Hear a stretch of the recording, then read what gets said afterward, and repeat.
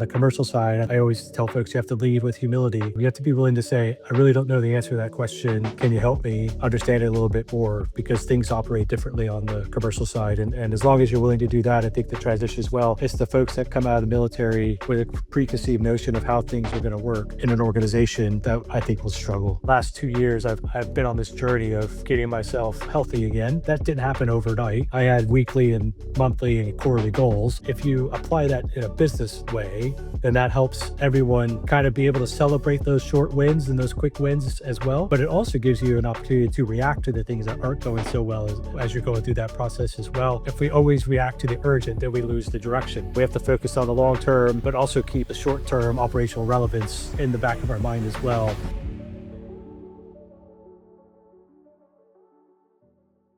Hi, everyone. Welcome to another episode of the GCS Leaders Series. Today we have Benjamin Schleis, and his most recent role was Director of UK Operations with the RII, which is Research Innovations Incorporated. Before that, had a storied career in the US Air Force and the US military. And as you'll find out from this episode, he's worked with some really famous, influential and powerful people. And what do we get from this is the Leaders Series. So it's really about leadership and how this kind of works both within the military and in the commercial environment. And also when you add in the political environment to that, there's a lot of learns that we can all take as leaders and the aspirational leaders about how to lead best. I think one of my key things that I like is lead with humility. And we talk more about that within the session. But it's a great session, and we can learn a lot from that. And there's some very interesting stories in there as well. So without further ado, here's Benjamin.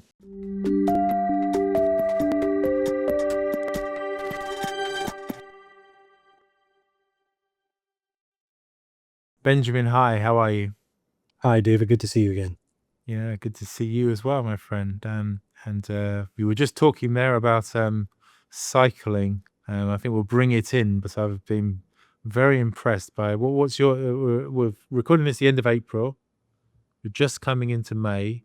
What is your challenge that you've set yourself? And this is a real challenge. I'm a cyclist myself, so I know how challenging this is. Yeah, so I'm doing the a motor neuron disease challenge. They have a month where they're getting together and bringing awareness to the motor neuron disease (MND), which a really dear friend of mine is going through right now. So the cycling challenge is to do 500 kilometers. I've decided that I'm going to double that and do 1,000 kilometers in May. So I got a couple of good events on the bookends, the first of the month and the end of the month, and then a whole bunch of training in the middle. So hopefully we'll hit that thousand kilometer range and trying to raise some money for a good cause as well.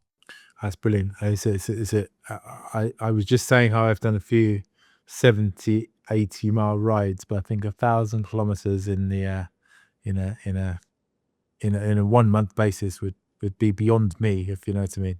But yeah, fair play. And I guess part of the reason you're able to do that, and we'll kind of talk about your kind of career growth, is that you've recently finished as the UK Operations Director for RII, which is Research Innovations Incorporated. We'll talk a bit about, and you're taking a bit of time out at the moment. Probably just mostly this time out is actually on a bike saddle, Benjamin, but just to kind of really think about next steps in what is a very kind of fast changing and interesting market. But to talk about that, I guess, give us a bit of a background, a bit of a flavor of your journey, really from the States to the UK and from the defense industry to the technology in the defense industry, I think.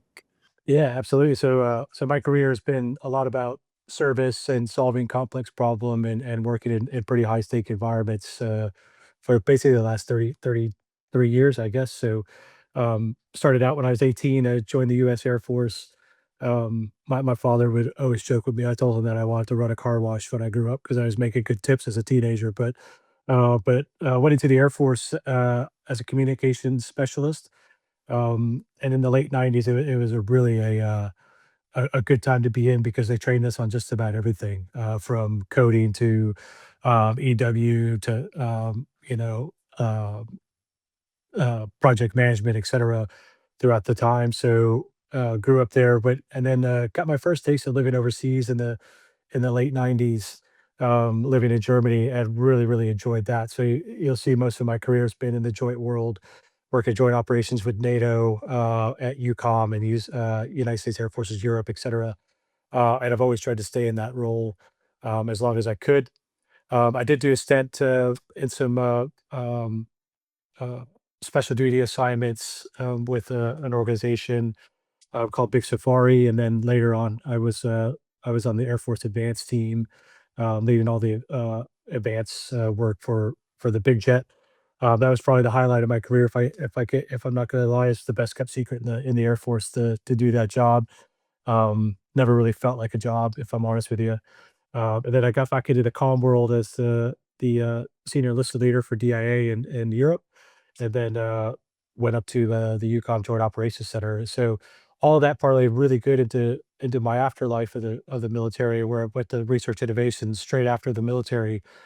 Started out as a field service representative. So, I always say that organizations, we take a gamble on them as much as they take a gamble on us when we join them coming out of the military. But the one thing we do have is, they train us on leadership, they train us on teamwork. They also train us on how to be cool under fire, cool under pressure, if you will. So all those things, I think you are not taught very well. You have to live them. In 25 years, kind of lended myself fairly well. And then with the research innovations, I have to say, they gave me all the opportunities in the world to grow in that environment. So I started out as a field service rep, working on an operational platform that I wish I had when I was on active duty, which is why I went to work for RII because they were actually building the technology that we needed so desperately to coordinate all of the NATO activities and global activities, really. So and then worked my way up, and so about 4 years ago, they gave me the opportunity to lead a great team here in the UK, um, and took that from basically a startup adventure into a pretty well defined program, and hopefully even after I've left, the you know not borrowing some of the challenges that the MOD is having right now with to dip and stuff like that, they'll get it over the finish line as a program of record in the near future. So yeah, so it's kind of the gamut of what I've been doing. Fantastic. What was for you that, coming out of the military, obviously you're still quite focused back into the kind of military world, but what was the main challenges coming out of a world where you've been so, senior and probably knowledgeable? You've been there 25 years, you know how it works. What were the main challenges coming into this new world, this commercial world? Yeah, so I think one of the biggest challenges is leading through the complexity, of commercial aspects and not understanding fully. I often tell people if I knew now what I didn't know then when I was on active duty, I would have done things quite a bit differently because now I understand a lot better of what they're going through from a company perspective when you're talking about pipelines and opportunities and things like that. Um, I guess the main thing I always say is, keep your standards, but adjust your methods as you're coming out of the military. Maintain discipline, accountability, um, and then how you can influence things changes as well. So it's not so much of the hierarchy anymore. It's more of a persuasion, a stakeholder alignment, and really understanding your customer, but also getting to know your customer. So not becoming a different leader, just becoming a more adaptable one, if you will. And is that the main area for the complexity? Because obviously, I'm assuming again, within the world of the armed forces, you don't think so much about customers. I mean, you don't think so much about that. Whereas in the commercial world, the customer is everything, and how you set this up, and money and profit are these the things that add to the complexity as a leader? So I think it does. I think creating that alignment and accountability is probably the hardest part of it. We do that on the military side too, where we have to be aligned with the mission. We have to be aligned with the outcomes we're trying to achieve. In the military, it's all about outcomes and effect that we're trying to achieve. In the commercial world, it's pretty much the same. However, we're accountable to a different standard, i.e., you know, profit and loss and retention and sales numbers and those type of things. Where on the military side, we're about, did we achieve the mission on time, on schedule, on budget? So kind of the same, but different in different aspects of it. You just have to think a little bit differently. I will say the common thread is delivering the results, right? And both environments are heavily regulated. All of them are, I came from very politically sensitive jobs, being, up on Capitol Hill for a while, then, or in the legislative liaison office on the Air Force side, and then also doing critical missions, in UCOM. And so we all work in this regulated world. It's just it's regulated by different things. So really understanding how to navigate those will help you out in a big way. And did you have to change your leadership style? You don't strike me as a sergeant major type, as we might say in the UK, but did you have to change like the way you worked and the way you interacted with your teams? Yeah, 100%. So my wife always says, don't be the sergeant major on them, or the senior enlisted leader. So we the main thing I had to evolve is, calm, mission focused, and people centered, right? And so I tried to instill that a little bit in the uh, on the military side as well. When I was a senior enlisted leader, the difference is when you were in the military, when you were the senior NCO or the senior enlisted leader, you would ask someone to do something, they would do it. Where on the civilian side, it's more about creating that clarity, removing the friction to get jobs done, which is all roles I played on the military side as well. But you're just trying to get good people to do great things, and instill those the discipline and the standards, accountability, and even the preparation, right? So people understand exactly why they're doing what they're doing. Where in the military, it's basically, you tell them, we give an order, people will do it more than likely. The commercial leaders have taught me to influence without relying on my rank, um, which growing up as a field service rep and then growing up in the organization really helped. Um, and then also really aligning diverse stakeholders. So within the commercial world, you have finance, you have C-suite, you have your operational users, but then you also have the people who are going to be implementing that, right? The coders and stuff like that. So aligning that entire team into a vision was probably the hardest thing to do. Where in the military, we all kind of had that vision already through a campaign plan, so everyone kind of knew the marching orders. And so I've tried to implement that a little bit on my civilian side as well. At a great team here in the UK, we had a campaign plan. We were executing it, and that way we were able to keep focus on the things that were important and not really get distracted by the bright shiny objects that would come along inevitably. So you talked about campaign plan as a non-military man myself. I'm assuming campaign plan, and I guess not to get too political, the argument about what's going on in the Iran war is they didn't have a campaign plan. But I don't know what your opinion is on that, Benjamin. But generally, you go in with a plan. What's the outcome that we actually want, right? In terms of take over this place, defend this place, that sort of thing. That's what a campaign plan is, I guess. Yeah, so it's basically setting up those measurable effects that we're trying to achieve. So, what I have a great mentor. He always tells me, if you go after everything, you're not going to capture anything. And so you have to figure those one or two things out that would assuredly assure success. And in doing so, the team stays focused and they don't get distracted. And so, on the commercial side, what I found is there's a lot of enthusiasm, and we would come in and we'd have a pipeline that's 30 things long. Um, but if we really narrowed it down to the two or three things that would really make a really good year to set us up strategically, operationally, set us up as a market leader in certain areas. If we pick those three or four things that would really make that an advantage for us, and really focus on executing that, then we would win. And so, that's the but you have to be really disciplined when you do that. And I heard Simon Sinek on a speech once talked about the infinite business model and the difference between Apple and IBM, right? That really resonated with me. And it's not so much that you're chasing what your competition is doing, but you know what you do really well, and you're going to do the best at it. And you know that strategy is going to work, but you have to do that hard work of defining what's behind all that as well, which is what the campaign plan is. So those steps to get to you to the success. Because I guess, and was that a frustration for you? Because the way I see it, I was kind of liken it to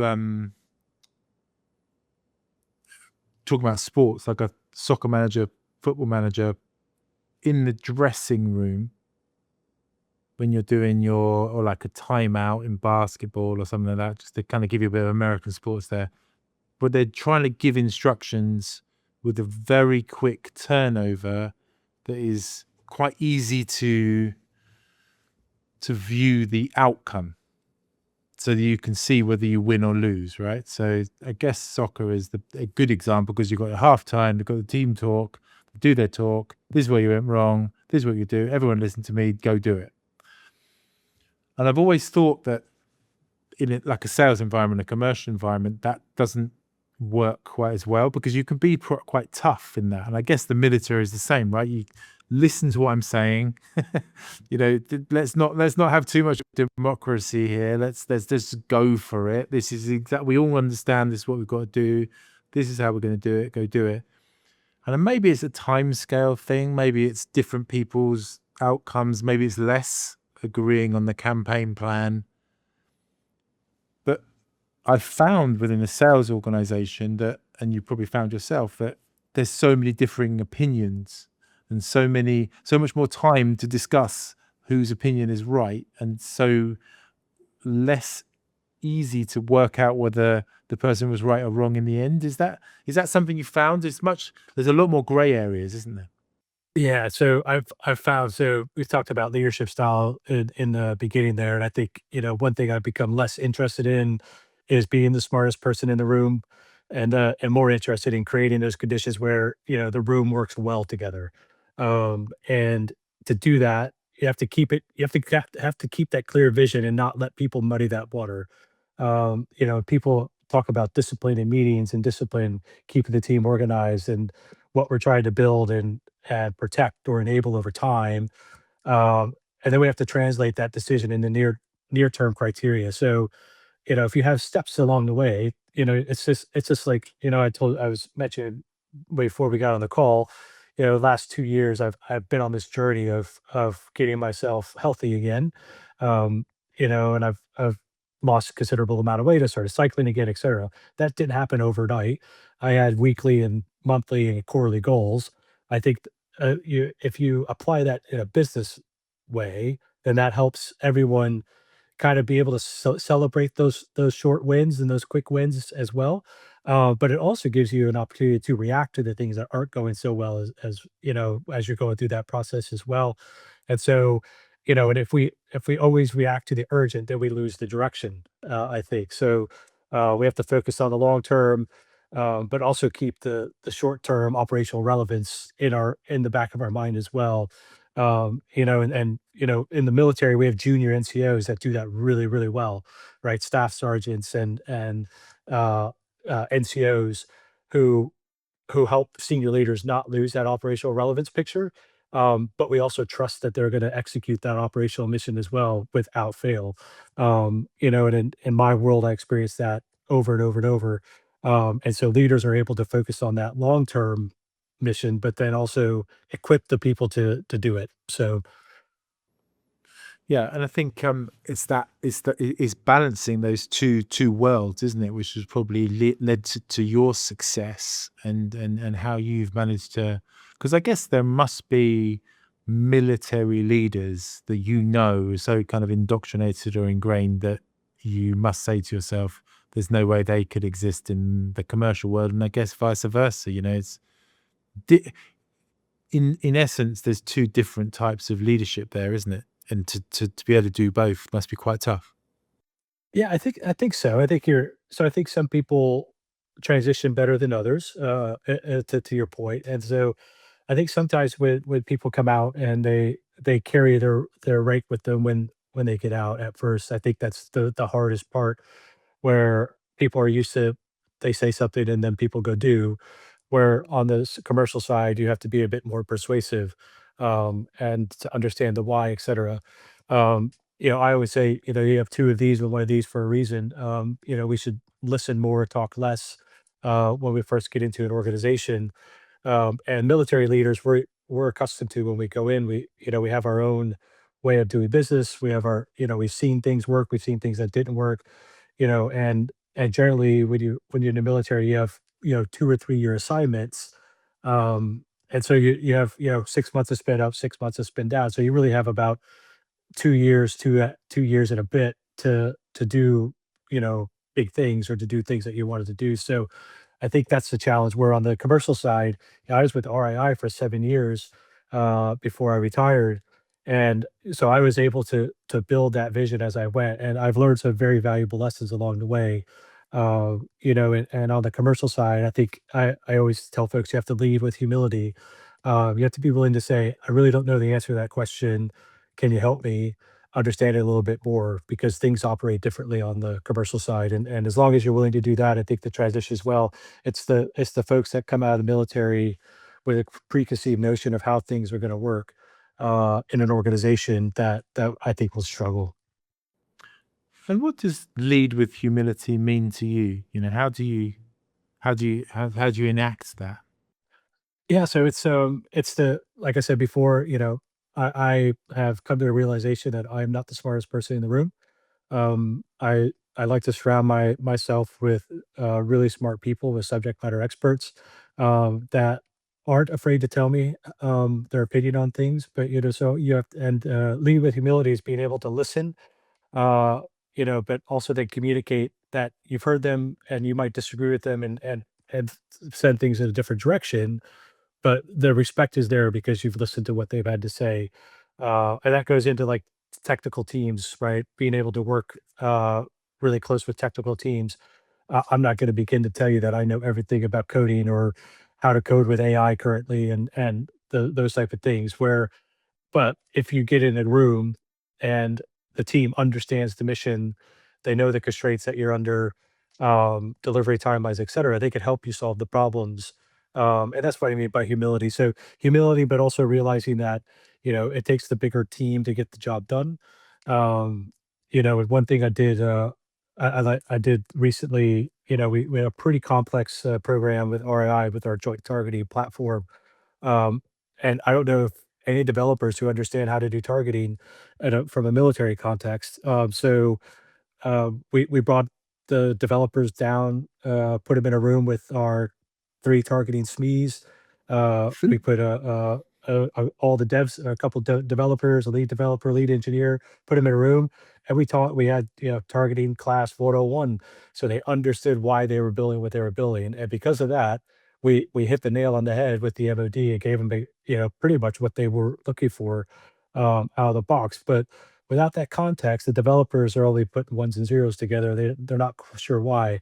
And it was actually because we've done that, the developers have come up with some really innovative ideas on how to do workflows and how to implement the technology and make those connections to different things. So I think that's where it works. So I was just in the room kind of facilitating that whole conversation, and just keep it on track because we did have an outcome that we were trying to achieve, right? Which was a product in the end. Yeah. It's interesting actually. I was having a conversation with a guy that works in the fire service the other day. This isn't a podcast, it's just someone I know. And he kind of links into what you're saying, that leadership with humility and being open to ideas. He basically said, fire brigade, works in the fire brigade, senior guy goes out, and they're basically, a guy has locked his bike lock into a door, and the fire brigade's going out to take the bike lock off. There's a lot of cycling analogies in this, but this is the real thing that actually really happens. So the guy's basically using the wire cuts to take the D lock off, and they're in a busy cycling street, and they basically take the D lock off, but it's pressurized and it goes at 25 miles an hour away from the D lock, misses someone's head by about an inch, and smashes into the window of a coffee shop, and then doesn't break the coffee shop windows like a Starbucks. And he was telling the story about how this is a very well respected leader within the fire service.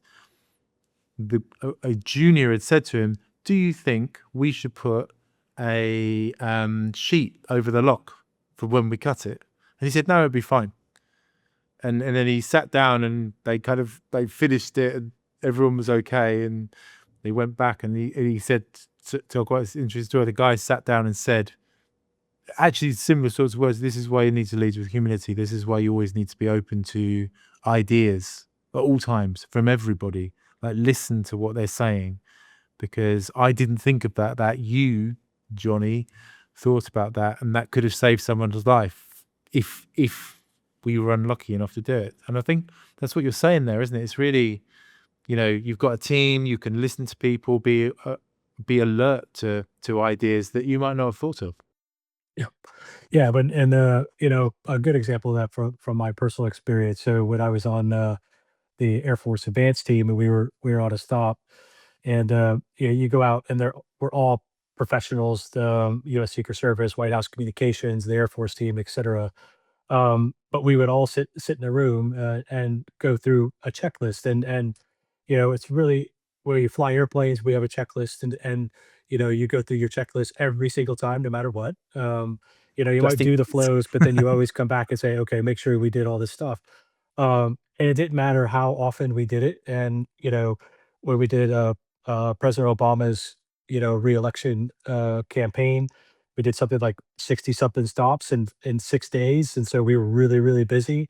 But the most important thing, I had a boss, we go in and say, yeah, we're good. And he stopped the meeting. He's like, no, go through the checklist and make sure everything's done to make sure we didn't miss anything, because there'll be that one time that something goes wrong.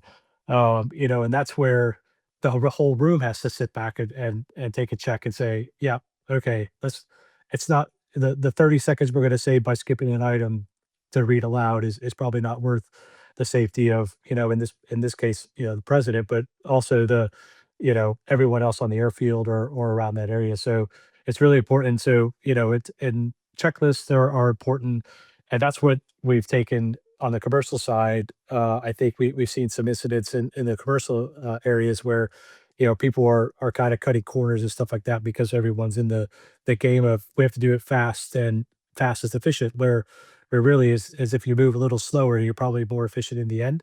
But at the same humility goes the same way as a follower too, right? You have to be able to say, I screwed that up, boss. I need to fix myself. So Yeah, it does work both ways, doesn't it? It's interesting what you said there about, Obama or working these elements, because I think you said at the start, it's like high stakes, isn't it? These are high stakes opportunities. If something doesn't go right in an engaged world or a GCS world, we might not hit our targets or something like that. But if you mess up and you're protecting Obama, you know, that, you that could resonate throughout the world, couldn't it? Um, how does that feel when you're actually doing that, when you're actually in those sort of kind of high stakes worlds? Is this like you talked about? I wanted to do this from when I was young and that sort of thing. You're like, right, I'm really in it now. It's exciting. yeah, I think exciting is the word. So there's nothing like sitting out on the taxiway, and you have the big blue and white jet on short final into an airport, and but at the same time, there's constant doubt in the back of your mind that you did everything right and everything's done, and everyone's going to do what you've asked them to do, briefed, etc. And so, even as in a senior enlisted role at UCOM, there was some operational stuff that we did that in the end, while it was happening, it was all kind of second nature. And to be honest with you, you really don't think about it until you have time to reflect a little bit. So when it's happening, we're focused on the mission. We're focused on making sure we achieve the effects. We achieve what we're trying to do. Um, you know, on the White House side, it was making sure everything went well. You never want to be the headline. You always wanted the boss to be the headline, obviously. And then when I was in legislative liaison, and we have enlisted folks advising Congress on policies that would affect hundreds of thousands of airmen, sailors, Marines, around the world. And you think you're doing the right thing, and you think you're representing them, and then it's not until you sit down and have a little bit of time to reflect that you're like, wow, that was pretty cool, and or you were part of history. I was part of the when President Obama hosted Tony Blair in Ohio for the basketball game. I was the an agent on the ground for that, and that's a historic event. And it's not till afterwards where you sit back, you're like, holy smokes, I was just part of this amazing historic event that people will talk about forever. So what is happening is you're just trying to get the job done and do it to the best of your ability and the way you've been trained. But in the end, you sit back and you kind of reflect on wow, I actually did something like that. And I get, we talk about leadership with humility when you're dealing with these kind of famous characters, famous figures, world, you know, important people. Well, firstly, I guess it must be quite difficult for different characters. I mean, it must be quite difficult for them if you're the US president to have humility. I guess is as you're the most powerful person in the world, so it's quite difficult to be humble about that. But also, I guess you're dealing with people that they have a different campaign plan, right? Their campaign plan isn't protect me, is kind of win an election, get through to people, talk to people, understand the world.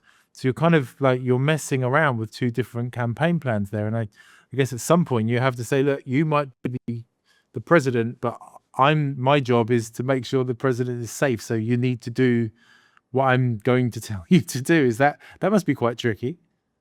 Yeah, 100%. And you're absolutely right. And so we would go out and we represented the U.S. Air Force. So but the Air Force is charged with transporting the President of the United States. That's how it is. And in the end, we're responsible for a big blue and white jet, making sure it gets there safe and sound with everybody on board.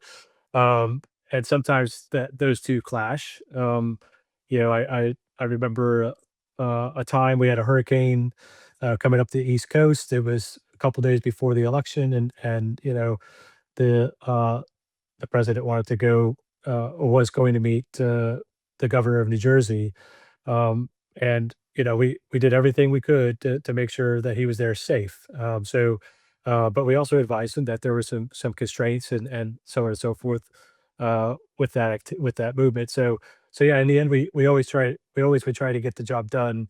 And I think sometimes that's the challenge. And I'm a pilot as well, so the pilot, making a call not to go fly is probably one of the hardest decisions ever to make, especially when you have passengers on board. But it's that you have to have the gumption to be able to make that call. And I think, the Air Force teaches you core values, right? Of service before self, excellence in all you do, and integrity first. So, and the integrity first is I need to tell the truth no matter what, even if it is bad news.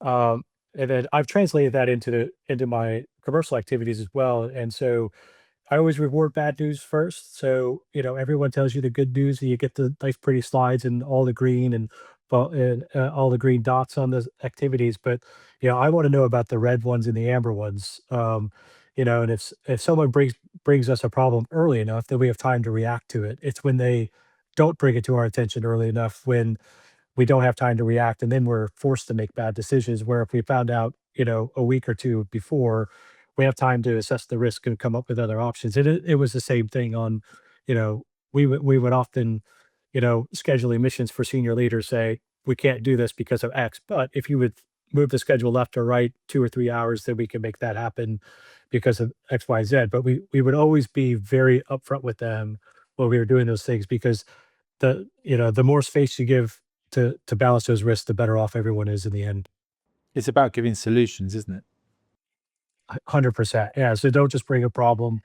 Bring a couple solutions, right? Probably. I would. They always say there's three coas in every decision brief. There's the one that you really want to do. There's the one that's plausible but really hard, and there's the throwaway one. Um, I like to bring three pretty plausible ones. Obviously there's Yeah, some because that you are gonna don't want them to choose the throwaway one, do you know? Didn't really want to give you that one, but I didn't think you'd go for exactly. that. Exactly. Yeah. Yeah.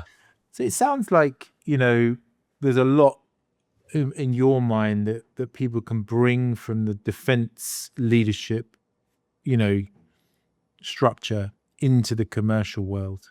And I think this for the last kind of 10, 15 minutes, what I'm quite interested in is as defense becomes more interlinked with technology, which I think is obviously something that you see from the conflicts going on in the world at this moment in time, like Ukraine, they've got drone commanders and that sort of thing.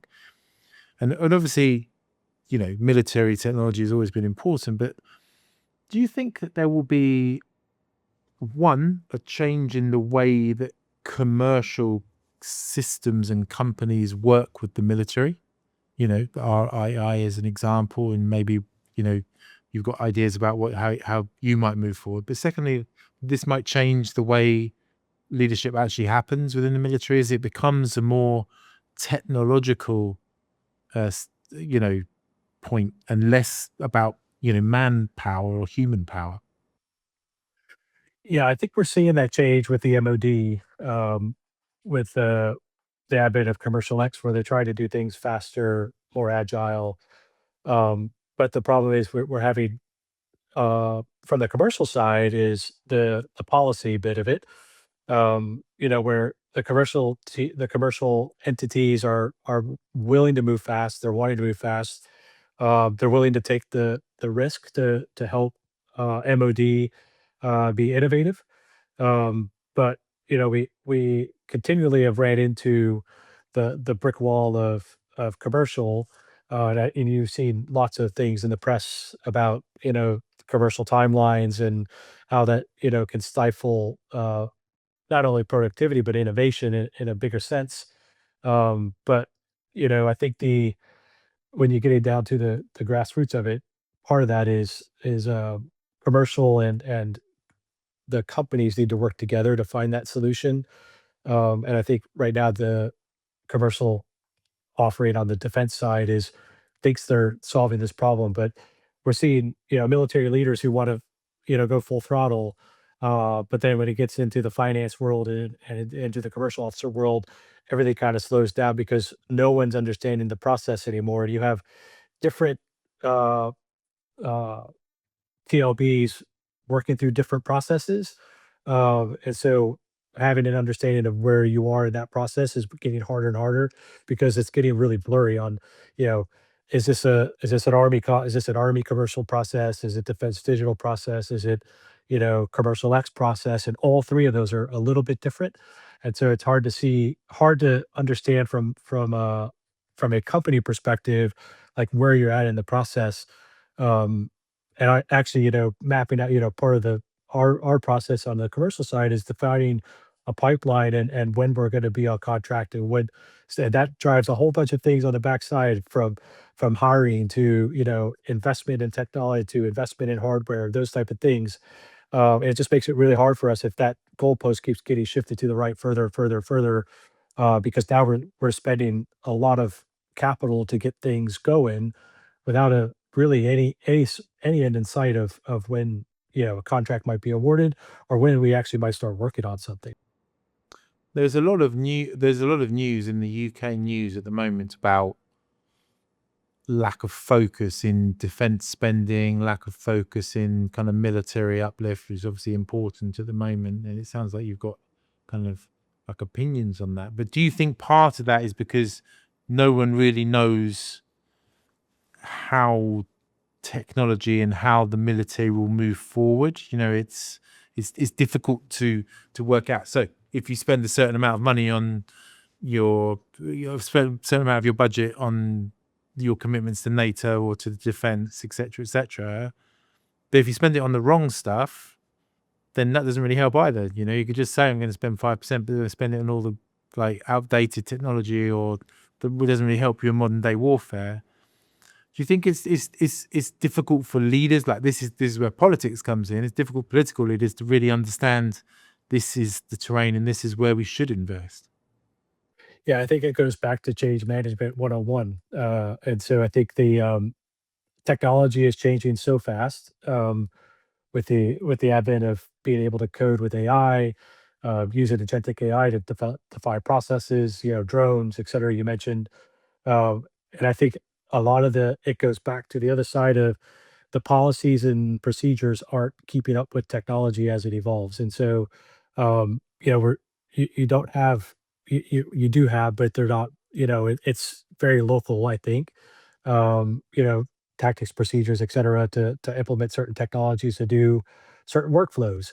You know, and we'd say we want AI to do all this stuff, but you know that for the you know, MOD hasn't approved any AI platform to do any stuff for them. So how do senior leaders and government officials say they want to implement AI in a meaningful way when there's no policy there saying how or what they can implement? So it's kind of putting the cart before the horse. So I think in essence the MOD and industry are kind of trying to build the airplane as we fly it together, and you know, there's lots of policy forums that are having good discussions now. There's also you know industry forums having discussions with policymakers, et cetera. So I think it's moving along. But I think you know the war in Ukraine, you know, we learned a lot of lessons there. You know, we're learning a lot of lessons in Iran, as you mentioned, and the Middle East now. Two very different conflicts, two very different approaches on things. So how do you devise a policy that will allow the technology to help you, you know, combat those two very different adversaries, or two very different battlefronts, if you will, um, in the grand scheme of things. And so I think that's the hard part. It seems to me as an outsider that with military technology as it is, it's easier for a smaller nation to defend itself using being more innovative and able to kind of, you know, able to compete in some ways. Is that just is that true? Do you think? You know, is kind of So yeah, well, I think they're very innovative. Yeah, but I also think they're more risk adverse. They're more risk tolerant, I should say. right? Yeah, So where they're willing to take a little bit more risk on the chin to get after a problem. And Ukraine's a prime example of that. I think they've learned some really valuable lessons in Ukraine, but I also think they've also found really neat ways of doing some things with drones and electronic warfare, et cetera. It's the most contested electronic environment in the world. Um, but they're also willing to take some chances on, you know, how do we refactor this type of weapon system to go on this type of aircraft, which has never been done before. Where in the Western world, you know, US, UK, et cetera, it would take years and hundreds of millions of pounds to get a new missile fitted to a different aircraft, where Ukraine did it, you know, basically in months. and I guess that's driven by necessity. So it goes back to your high stakes thing when you're kind of down to this, like, you know, what we have to lose is our country, as opposed to what we have to lose is a kind of a percentage on your GDP budget. That people make decisions. I think kind of going back to this whole thing, maybe they make decisions in a kind of much more focused, much more contextualized way. And it sounds to me, Benjamin, what you're trying to bring into the commercial world is a little bit of that kind of high stakes thinking. Yeah, I think so. So it's a disciplined and accountable approach, right? So you know, it's not, you know, the Wild West shoot from the hip. You know, you have to be thoughtful, you have to be methodical through that process. And so, you know, and I think, you know, processes within industry kind of get after that a little bit where you're not trying to be perfect the first time out the door. But I think what I've tried to do, you know, when I was with research innovations is we would always make sure that the user was part of any development process going forward. And so, you know, we would put subject matter experts, we would put developers, we put system engineers in the field next to the user to really feel what they're feeling, understand what they're doing. We get a lot of these contexts of computer software programs, and you put them in the field, and you know the font's like 8 point, and you can't read it, and it's black background with dark gray letters, etc. Sounds really cool, but when you're in a tent in the middle of the forest and you're cold, you haven't slept for 20 hours, the last thing you wanna be doing is looking at a font that's 8 point that you can barely read to begin with and lots of flashy lights around the screen. And so, you know, listening to the users, they'll say, "I need these 4 things on the screen, that's all I need to do my job." And so really being able to, you know, and to your point is, you know, being disciplined in development to understand what the user wants, to get them what they really need, and then build on that is probably the right approach. And I think, you know, that's where, you know, people have gone right with, capability in the Ukraine, capability, in Afghanistan, et cetera. If you look at them, some of the stuff that was the most successful was probably it was very technologically advanced at the time, but now when you look back on it, it's be like, "That's kind of a no-brainer. Why weren't we doing that before?" And it was because we just didn't have a user telling us what they actually wanted, in the room, in my opinion. with that high stakes environment. So Yeah.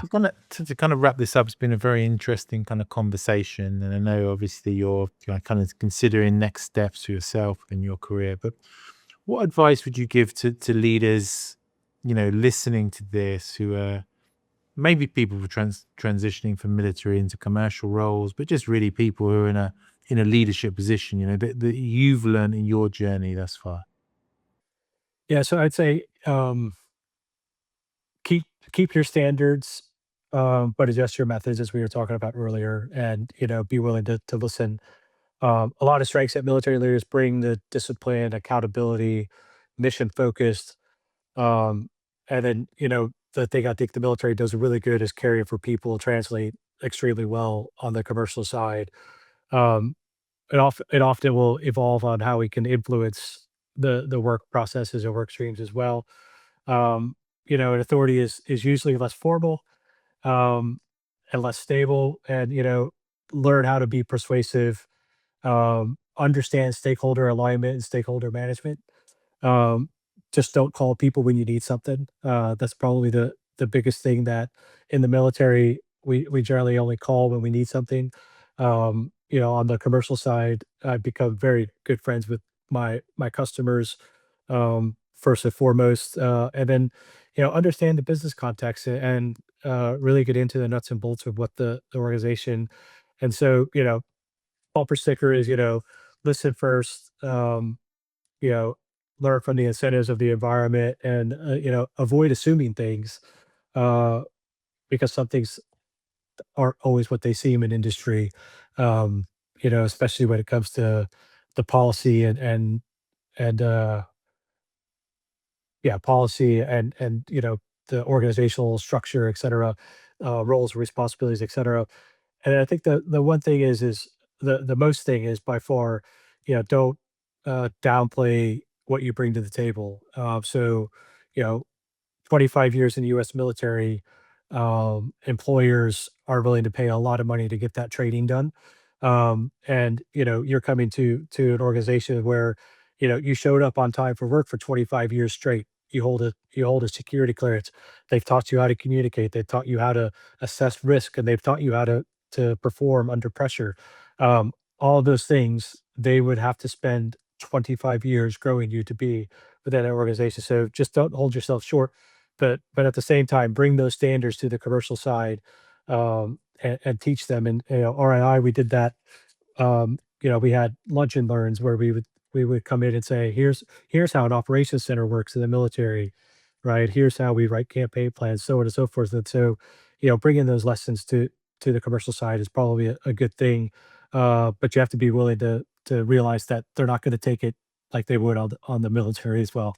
So For sure, for sure. Yeah, yeah. I love what you said there about that kind of lead with humility. I think that's one of the best kind of statements, because I think that just shows, like, particularly when you're in that kind of crosshairs between military, commercial, and political, that you have to listen to all those ideas, don't you? And put forward this kind of, it's not always impossible to put forward a solution that everyone agrees with, but try to listen to everyone to try and move everyone forward together. Because I guess is what we need to do as leaders, isn't it? That's the trick.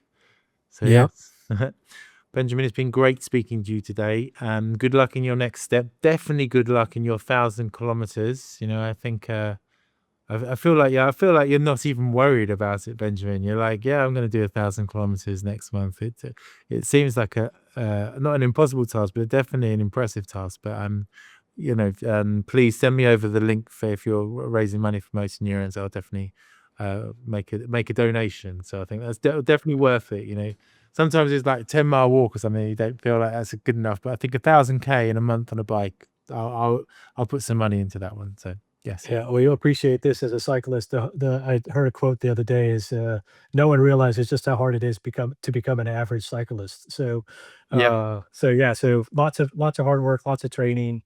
Um, I've done almost 1,500 miles this year already. So you got to put in the hard work, and then it doesn't become that big of a deal in the end. And it's just, it's another day out on the bike. So And for me, it's mad to say, but I almost, this is me because I'm not a very practical person, but the thing I worry about the most is not my ability to do the miles, is my ability to change a puncture.